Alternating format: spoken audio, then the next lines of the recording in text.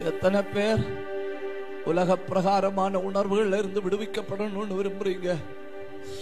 நம்பிக்கை இல்லாம உணர்தல் உலக பிரகாரமானது, தனிமை உணர்தல் உலக பிரகாரமானது, தள்ளப்படுவதாய் உணர்தல் உலக பிரகாரமானது, நான் என்னால முடியாதுன்னு உணர்தல் உலக பிரகாரமானது. புரியுதுன்னு நம்புறேன். தேவனை உணர்ந்தவனுக்கு இந்த ஒரு உணர்வுகளும் வராதுன்னு அவன் தேவனை மட்டும் உணர்வா. அவருக்கு பிரச்சனை எவ்வளவு பெருசுன்னு அவன் யோசிக்கவே மாட்டா. கூப்பிடுங்க, கூப்பிடுங்க. இன்னைக்கு மாலையில் இந்த கூட்டத்துக்கு ஆமேன் போடுறதுக்கு முன்ன I want to feel God. I want to feel. எனக்கு அபிஷேகத்தை உணரணும், எனக்கு தேவனை உணரணும், எனக்கு பலவீனத்தை உணர்ந்தது போதும், எனக்கு பிரச்சனையை உணர்ந்தது போதும், எனக்கு நெருக்கத்தை உணர்ந்தது போதும், இனி எனக்கு தெய்வத்தை உணரணும். சத்தம் உயர்த்தி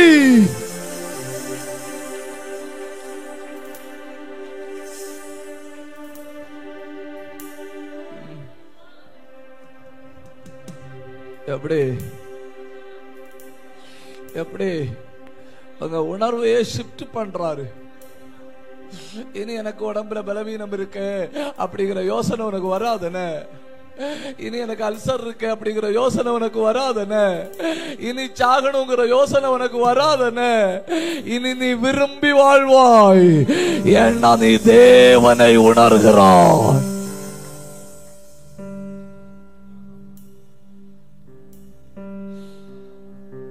இந்த கோழி குஞ்சுகளை சட்டைக்குள்ள வைக்கும் இல்லையா? சட்டைக்குள்ள வைக்கும்போ வெளியே உள்ள கிளைமேட் வேற. வெளியே வெயிலா இருக்கலாம், மழையா இருக்கலாம், குளிரா இருக்கலாம். ஆனா சட்டைக்கு உள்ள கிளைமேட் வேற. ஃபுல் செக்யூரிட்டி ஆகும் சட்டைக்குள்ள தேவையில்லாம பயம் இல்லை. எனக்கு குளிர அனுபவிக்க முடியல. I feel. ஒரு கோழி தன் குஞ்சுகளை சிறகுக்குள்ள தூக்கும்போ, சிறகுக்குள்ள அரவணைக்கும்போ, கூட்டி சேர்க்கும்போ, அந்த சிறகுக்குள்ள இவ்வளவு ஒரு அட்மாஸ்பியர் இருக்குன்னா, கர்த்தருடைய சட்டைகளின் கீழே வந்த உனக்கு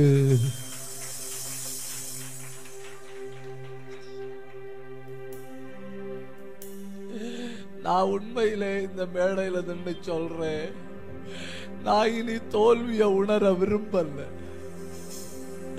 நான் இனி பலவீனத்தை உணர விரும்பல. I don't want. நான் இனி அந்த பிரச்சனையை உணர விரும்பல.